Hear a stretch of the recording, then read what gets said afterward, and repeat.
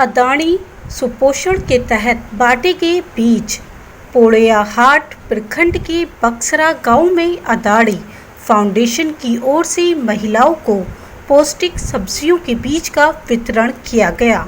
साथ ही फाउंडेशन की ओर से महिलाओं को सुपोषण वाटिका लगाने की ट्रेनिंग भी दी गई। महिलाओं और बच्चों को आवश्यक पौष्टिक आहार मिले, इसे ध्यान में रखते हुए अदानी फाउंडेशन की ओर से सुपोषण कार्यक्रम चलाया जाता है। कार्यक्रम के दौरान महिलाओं को कोरोना संक्रमण से बचाव के लिए भी जागरूक किया गया। कार्यक्रम में पेटवी, बसंतपुर और बक्सरा गांव की महिलाएं शामिल हुई।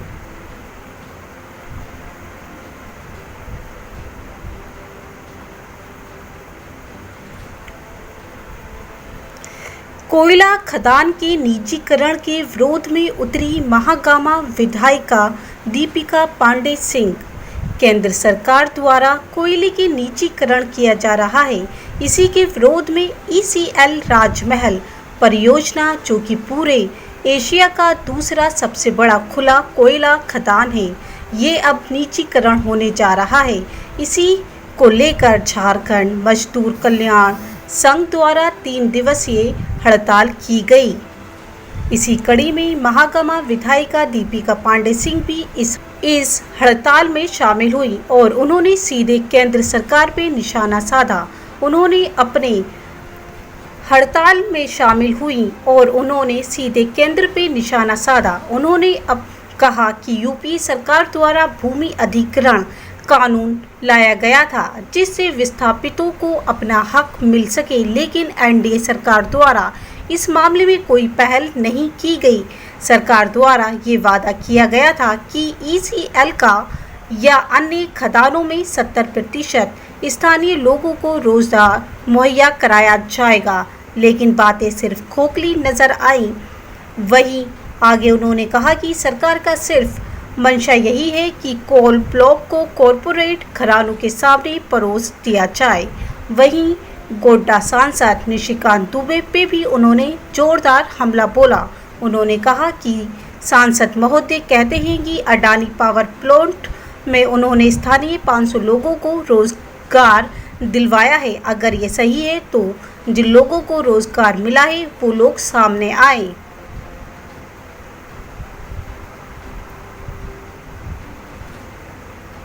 केंद्र सरकार ने एक बार फिर से कमर्शियल माइनिंग की घोषणा करके बगैर लोगों से सलाह मशवरा किए यह साबित कर दिया है कि यह केंद्र सरकार सिर्फ पूंजीपतियों की कोयला खदानों का राष्ट्रीयकरण आदरणीय श्रीमती इंदिरा गांधी जी ने सालों पहले किया था और मजदूरों का जो शोषण खदानों में होता था या जो ज़मीन रैयतों के साथ गलत हो रहा था या पंचायतों की स्वायत्तता को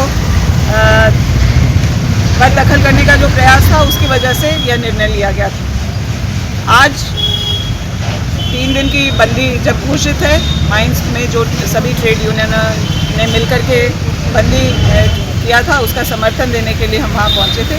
और साथ ही साथ जो प्रयास ECL के द्वारा हो रहा था कि कोयला माइंस को चलाया जाए, उस पर हम लोगों ने रोक लगाई है और बंदी कल तक है। हम लोग किसी भी हालत में माइंस को 3 दिन तक चलने नहीं देंगे।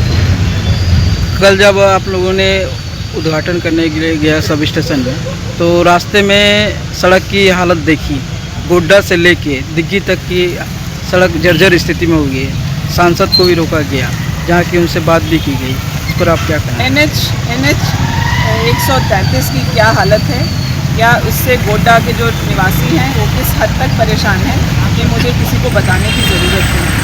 इसकी चर्चा वहाँ जब उद्घाटन हो रहा था तब भी हुई और कई लोगों ने इस बात को रखा। मैंने सांसद को बड़े भाई की तरह निवेदन भी किया कि इसमें वो पहल करके कम से कम इसकी मरम्मती कराएं। लेकिन जिस तरह की भाषा उन्होंने रास्ते में ग्रामीणों को कहा, इससे वो अपने संस्कार बता रहे हैं और अपना परिचय दे रहे हैं। लेकिन उन्होंने जो इस राज्य के मुखिया के लिए कहा है, उस पर कोई आंख बंद करके भी भरोसा नहीं कर सकता।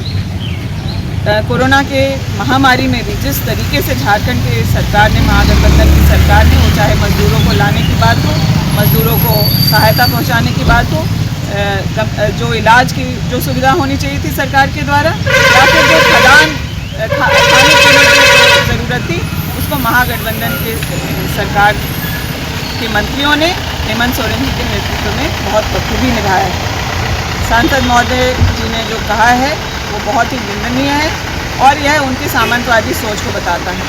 पहले भी पिछड़े वर्ग के एक व्यक्ति से अपना पाँव धुलवाया था। कल उन्होंने सिर्फ एक सीएम नहीं, झारखंड के एक आदिवासी भाई, बड़े भाई हेमंत सोरेन जी के बारे में कहा है और महिलाओं के बारे में उनकी क्या सोच है उसका परिचय उन्होंने कल दिया।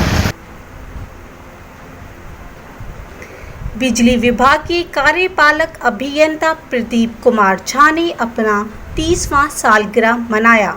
साहिबगंज शहर में बिजली विभाग के कार्यपालक अभियंता प्रदीप कुमार झा ने हर साल की भांति इस साल 2020 को वह अपने 30वां जन्मदिन मनाया गया था। प्रदीप कुमार झा का शुभ विवाह 1990 हजारीबाग जिले में हुआ था।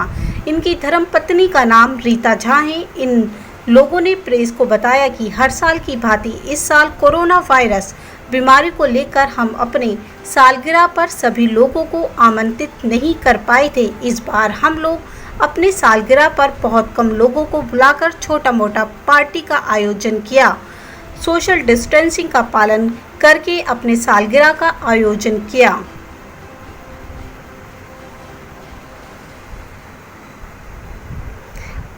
अवैध रूप से अफीम का कारोबार करने वाले हारून रशीद हुए गिरफ्तार।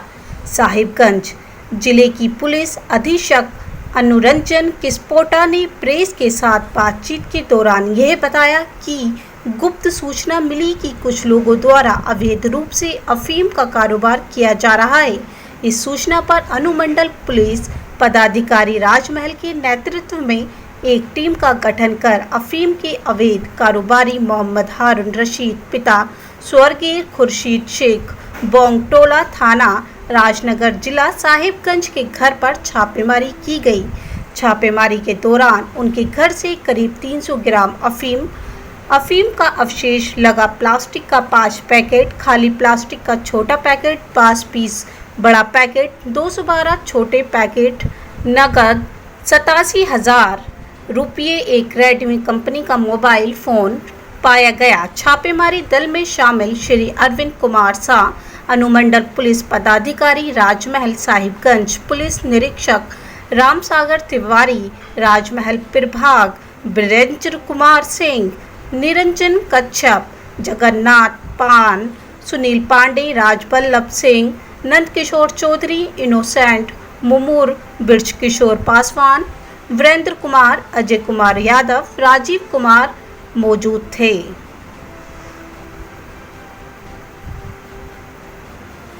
प्रधान लिपिक का विदाई समारोह का आयोजन।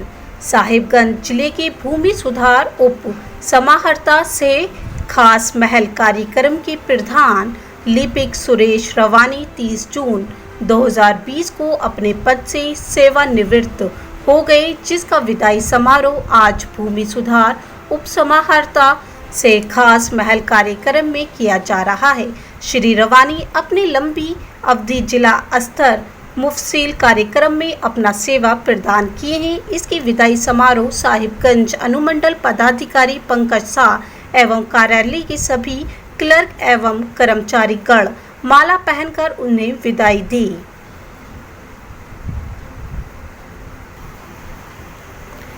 गोड्डा एसपी के निर्देशानुसार आज हनवारा थाना प्रभारी द्वारा अवैध महुआ शराब में छापेमारी अभियान चलाया गया, जिसमें के विश्वास खानी एवं चकचामू संग्रामपुर में चल रहे हैं भाई शराब भट्टी को हनवारा पुलिस ने आज छापेमारी कर नष्ट किया गया। वहीं लगभग जवाब हाँ 1 कुंटल को नष्ट किया गया। वहीं महुआ शराब को लगभग 20 लीटर पकड़कर थाना लाया गया। वहीं छापेमारी अभियान में एएसआई संचू राव एवं रोशन कुमार थे।